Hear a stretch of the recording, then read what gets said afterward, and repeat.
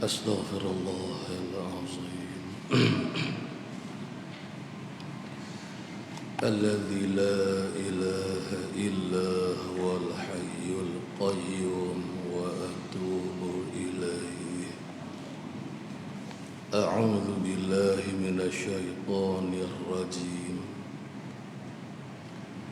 بسم الله سبحان الله والحمد لله ولا إله إلا الله والله أكبر ولا حول ولا قوة إلا بالله العلي العظيم العزيز العليم عدد كل حرف كتب ويكتب أبد الآبدين ودهر الداهرين. الحمد لله الذي هدانا لهذا وما كنا لنهتدي لولا أن هدانا الله. أشهد أن لا إله إلا الله وحده لا شريك له. رب اشرح لي صدري ويسر لي أمري واحلل عقدة من لساني يفقه قولي آمين رب العالمين. قال المصنف رحمه الله. Kat mana kita berhenti? Dua dari atas.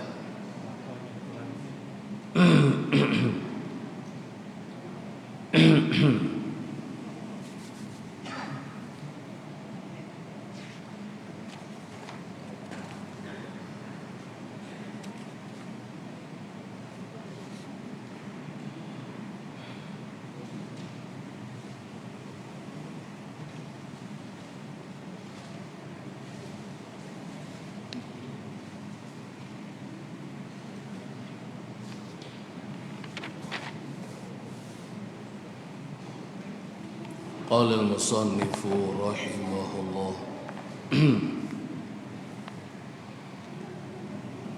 maka yaitu harus juga kerana tidak jauh boleh berlaku kesilapan pada keduanya. Qala al-musannif rahimahullahu ta'ala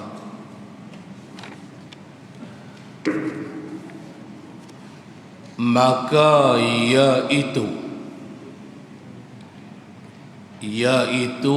ke kanan sedikit atau ke kiri sedikit, hukumnya ialah harus juga, itu tidak mengapa. Baiklah, jadi masalah yang kita belajar pagi ini ialah masih lagi berkaitan tentang masalah kiblat. Jadi kita belajar dulunya bagi kita syarat bagi sah sembahyangnya ialah mesti berhadap ke qiblat, yakni ain Ka'bah.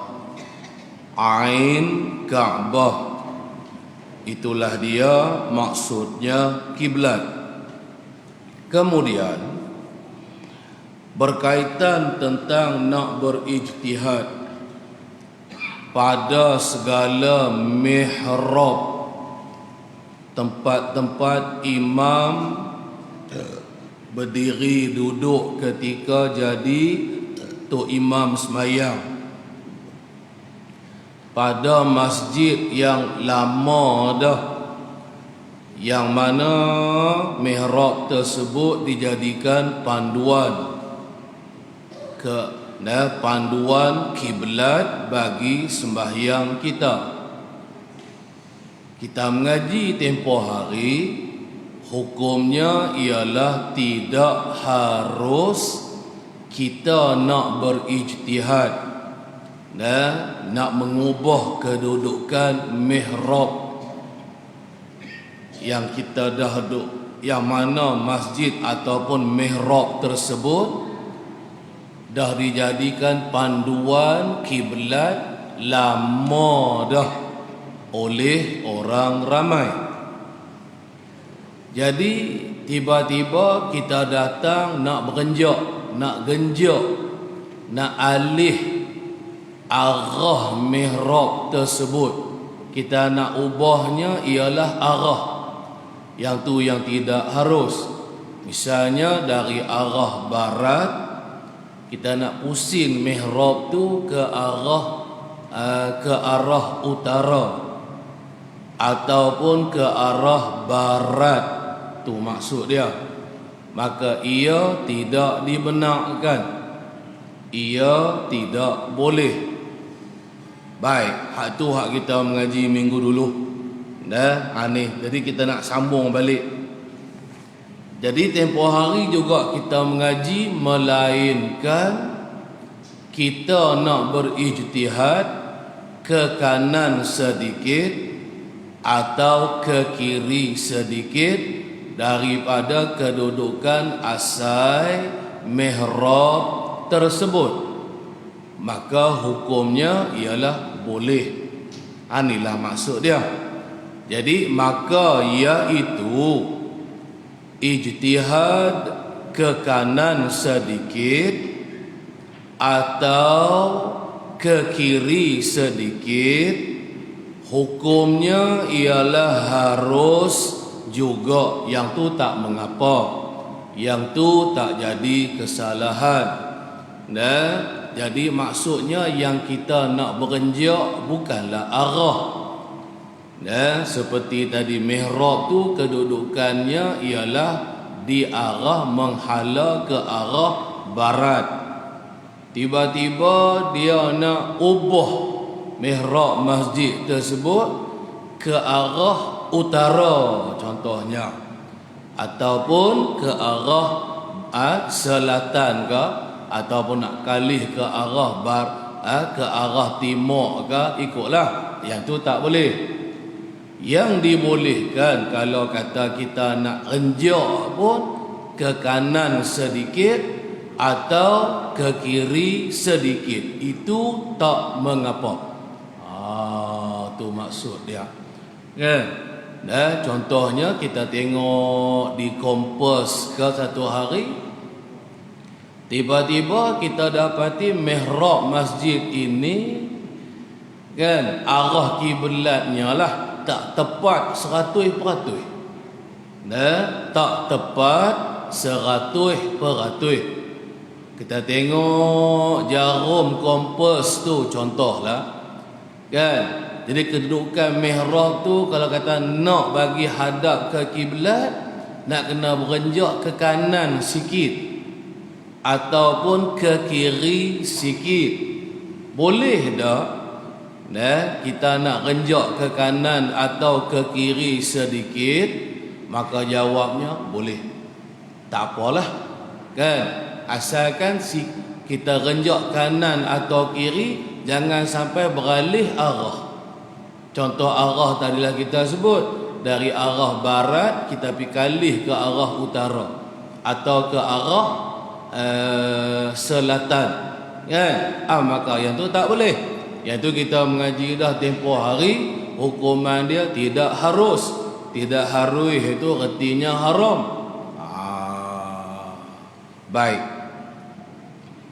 Jadi pasal apa pula yang ni harus? Boleh nak renjak lah kita kata ke kanan atau ke kiri sikit, kerana tidak jauh boleh berlaku kesilapan pada keduanya, pada ke kanan atau ke kiri. Yang tu biasa. Nah, yang tu nya biasa. Boleh jadi pada awal sebelum pembinaan mihrab atau masjid tu lagi dah ditentukan, dah dipastikan dah kiblatnya di mana. Boleh jadi masa duk buat masjid tu dia terenjuk, kan, dia lari. Itu biasalah, kan. Orang buat masjid ni bukan nak 100% dia terikut tepat, tepat kalau kata arah kiblatnya, kan. Ayat tu tak apalah, lepas dah bina masjid tu kita tengok kena renjak sikit, renjaklah sikit, tu tak apa. Ataupun renjak ikutlah ke kanan ke kiri ke sikit, renjaklah. Dan bahkan wajib kena renjak apabila dah kita pastikan kiblat yang sebenarnya ke kanan atau ke kiri. Tak boleh pakai adalah kiblat hak pakai hak kiblat, hak arah kiblat hak lama tu. Lagu itulah cara dia, kan. Ini cerita tajuk kita nak hadap ke Ain Kaabah. Kalau kita belajar qaul yang kedua yang kita mengaji hari itu, memadai kita hadap ke arah Kaabah, kan. Kaabah kita arahnya sebelah barat, kan. Tu tak lorat. Tu tak jadi masalah, kan. Pasal kita tahu kedudukan kiblat kita, Kaabah kita di sebelah barat. Yang sebagaimana ditafsirkan maksud, kan, nahwa, maksud apa tadi, apa maksud jihah itulah, dengan maksudnya pihak lah, kan. Kita baca ayat Quran hak minggu hak dulu ni, kan, yang berlaku khilaf ulama, kan. Hak ayat berkaitan tentang, kan, syatrul masjidil haram. Syatra itulah, ada mentafsirkan makna syatra tu maknanya diri Ain Kaabah. Ada satu qaul kata tak, makna syatra tu pihak. Syatra, satu qaul kata tilqa, membetuli akan akan bangunan Kaabah. Satu qaul lagi kata pada hari itu, syatra dengan mana jihah, dengan mana arah, kan. Atau pulanglah kalau kita nak beramal dengan qaul mengatakan arah kiblat, yakni arah Kaabah sebelah matahari jatuh, kan. Tak apalah, lari kanan, lari kiri, lari belah, berapa sudut jarjah pun tak apalah, asalkan kita hadap ke sebelah barat. Tu qaul yang kedua. Itu lagi mudah, lagi senang tu. Baik. Jadi bersalahannya pada pihak,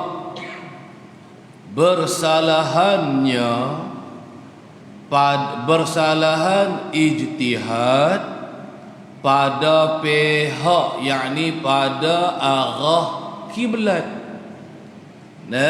Arah kiblat tak ni lah, arah kiblat kita lah ni mihrab tu duk tala, duk menghala ke sebelah matahari jatuh, ke sebelah barat. Tiba-tiba kita nak ijtihad, nak renjak mihrab masjid ni hadap ke utara atau ke selatan. Yang ni kata al-musannif, maka iaitu ijtihad pada pihak ni ialah tiada harus ijtihad padanya, yakni pada pihak. Tak boleh tiba-tiba kita nak kalih mihrab tersebut dari barat, nak renjak dia pergi menghala ke utara. Lagu itulah reti dia. Tak boleh lah. Itu hukumnya tidak harus. Pasal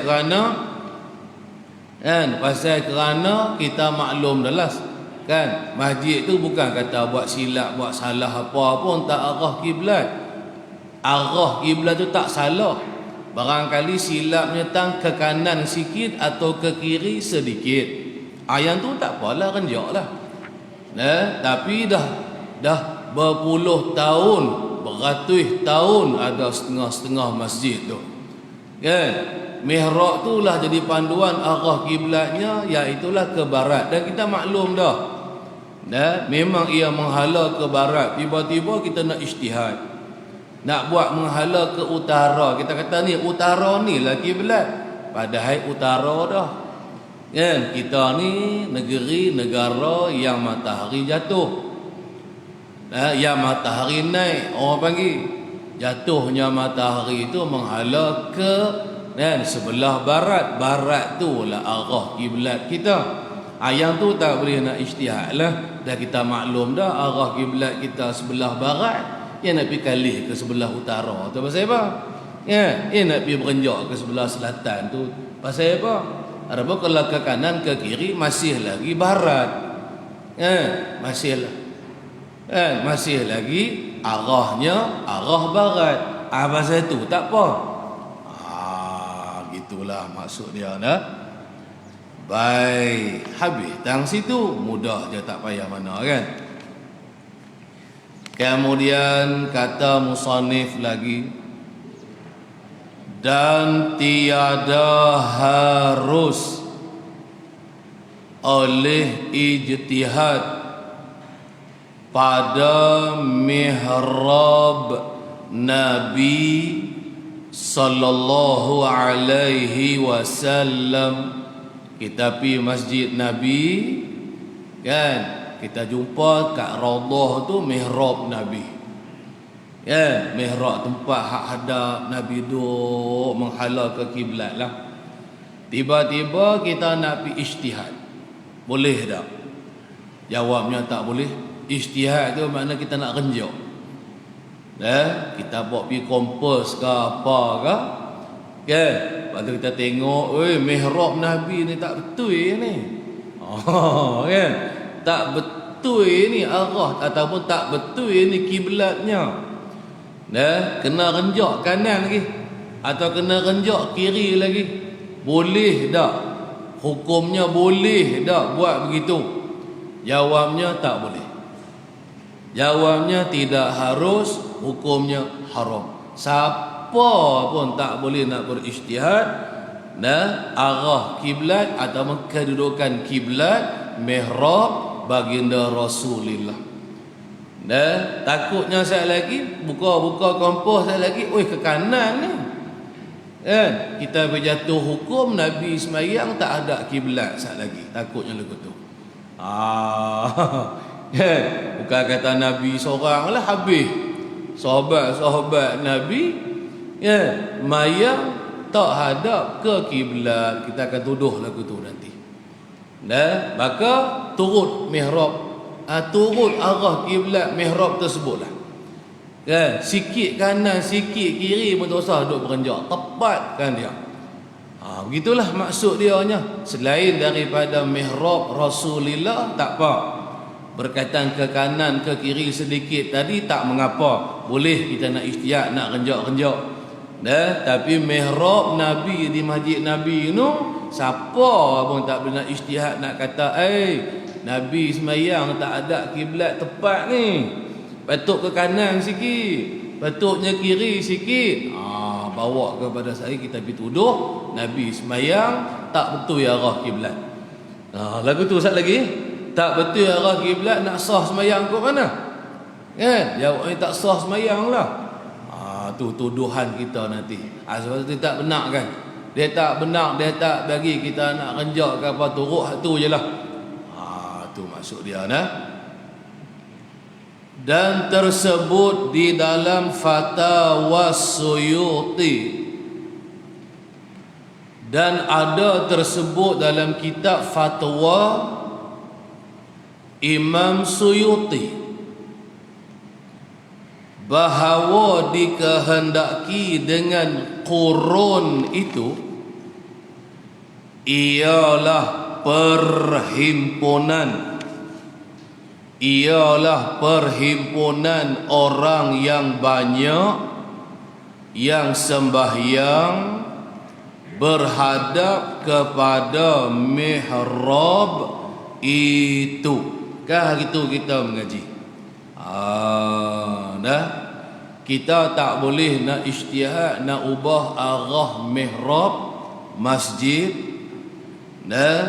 yang telah beberapa kurun orang Islam duk semayang di masjid tersebut, buat panduan kiblatnya dengan mihrab tersebut. Jadi nak hurai perkataan kurun tu atau beberapa kurun tu, kan? Jadi nak habaknya maksud kurun ni bukanlah satu, bukanlah 100 tahun, bukanlah 200 tahun, bukanlah 300 tahun.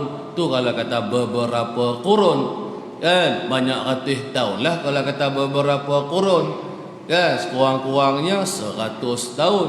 Maksudnya kena mihrab tu orang dah buat panduan kiblat lama beratus tahun dah ke, baru yang disyaratkan tak boleh kita nak ijtihad. Bukan itu maksudnya. Yang dimaksudkan dengan beberapa kurun tadi ni, iaitulah beberapa jamaah, ramai dah orang Islam. Tu maksud dia, ramai dah orang-orang Islam yang bersembahyang berhadap ke kiblat, berpandu dengan kiblat ataupun mihrab di masjid tersebut. Dan kita pun tak pernah dengar satu orang pun daripada seramai-ramai orang yang duduk semayang yang mengatakan mihrab masjid tersebut tak betul arah kiblatnya. Maka mihrab yang seperti itu tak boleh nak kita ijtihad arah dia. Nak arah, nak ubah arah dari arah barat nak pergi renjak ubah ke arah utara ataupun ke arah selatan ke. Berat lagi nak pergi pusing ke arah timur ke. Kan? Lagi teruk lagu tu. Kan? Jauh sangatnya. Jauh sangatnya lari kiblat dia tu. Jadi sebab tu dia tak boleh. Jadi nak hurai maksud beberapa kurun tu. Reti dia maksudnya ialah ramai orang yang telah bersembahyang yang berhadap kepada mihrab. Ialah mihrab tu dibuat panduan kiblat, kan? Maka dihadapkan ke arah mana yang mihrab tu tunjuk. Kan? Tuju. Situlah kita duduk semayang arah. Kita hadap ke kiblat kita. Baik. Tu reti maksud beberapa kurun. Pasal asal kurun ni 100 tahun. Kalau beberapa kurun banyak ratus tahun. Adakah dikehendaki dengan beberapa ratus tahun? Bukan gitu reti dia. Baiklah. Dan tidak kita dapat khabaran mengatakan ada salah seorang daripada mereka itu, perhimpunan orang yang banyak tadi, yang memecatnya tu mihrab itu. Memecat ni maksudnya membantah lah, yang mempertikaikan. Tu maksud memecat. Dan kita tak ada dengar pun selama seramai-ramai orang yang duduk semayang membetuli arah yang ditunjuk oleh mihrab tadi, oleh mihrab dalam masjid tadi. Kita tak bisa dengar ataupun kita tak tahu pun ada siapa-siapa yang duk bantah, siapa-siapa yang duk mempertikai, ataupun ada siapalah yang mengatakan mihrab tersebut tak menghadap ke kiblat. Tak ada, tak diketahui. Kalau begitu turut saja mihrab tersebut sebagai panduan arah kiblat kita. Tak perlu, tak kena kita nak ijtihad dulu sebelum kita nak semayang. Kan? Kita masuklah masjid nanti saat dulu. Nak cari kompas saat dulu. Nak test tengok mihrab masjid depa ni betul dah arah kiblatnya, kan? Atau tak kena ke macam mana? Tak kena buat perkara tu. Terus semayang tengok tak mana mihrabnya, hadap tak mana lah yang dihadap, yang dihala oleh mihrab tersebut. Sah semayang kita. Kira kita dikira semayang menghadap kiblat dah tu nama dia. Itulah maksud musannifnya. Maka difaham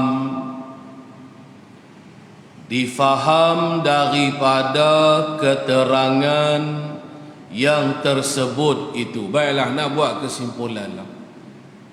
Tajuk yang kita belajar ialah berhadap ke kiblat. Salah satu daripada syarat bagi sah sembahyang kita kena hadap ke kiblat. Sebelum kita nak sembahyang, pastikan kiblat kita tu di mana. Hadapkan dada kita kan, ataupun kebanyakan tubuh badan kita ke kiblat. Pastikan begitu daripada sebelum kita takbiratul ihram sampai habis kita sembahyang, sampai kita bagi salam. Itu syarat bagi sah. Siapa sembahyang tak hadap ke kiblat, maka jawabnya tak sah sembahyang dia. Tu je. Itulah maksud dia. Jadi apa yang boleh kita faham daripada keterangan yang tersebut? Hak minggu, hak bulan, itu lagi dan saat-saat ni lah, ialah boleh kita beriktimad di atas mihrab masjid-masjid yang ada di Malaya ini. Pasal zaman kita Al-Musannif ni tak ada lagi Malaysia. Tahun berapa? Tahun 52 kitab ni. Tak ada lagi, duk Malaya lagi. Duk Malaya lagi dah. Baik. Jadi kesimpulannya beginilah. Hukumannya boleh kita nak beriktimad tu mana nak berpegang.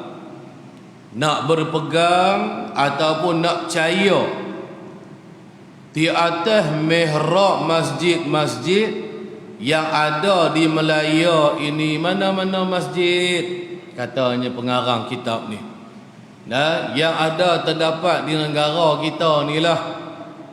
Masjid lama-lama khususnya kan, masjid baru pun awalnya dia tak syarat kata kena lama masa, asalkan ramai orang duduk semayang di masjid tersebut kan. Hukumnya boleh kita iktimad. Jadi kesimpulan hukumnya, boleh tak kita masuk dalam mana-mana masjid, kita tak tahu lagi ni masjid tu kiblatnya tang mana kan. Kita tak tahu masjid tu kiblatnya tang mana.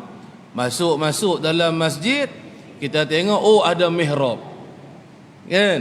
Lalu kita buat panduan kiblat masjid tersebut, semayang kita pun ikut arah yang ditunjuk oleh mihrab tersebut. Boleh tak?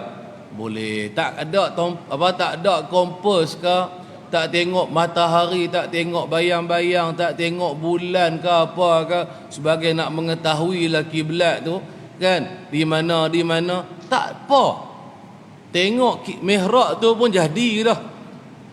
Itu pun juga dikira sebahagian daripada ijtihad kita kan. Kiblat semayang kita tu di mana? Tu maksud dia. Baik, habislah tang tu. Kerana telah sempurna segala syarat-syarat mihrab di masjid tersebut. Pasalnya apa syaratnya? Hadap ke sebelah matahari jatuh. Itulah syarat-syarat dia yang pertama. Yang keduanya, orang ramai dah duk semayang, duk hadap ke kiblat, buat panduan dengan mihrab tersebut. Tu syarat dia. Syaratnya lagi apa? Tak ada kita ketahui, kita pun tak dengar ada siapa-siapa duk kata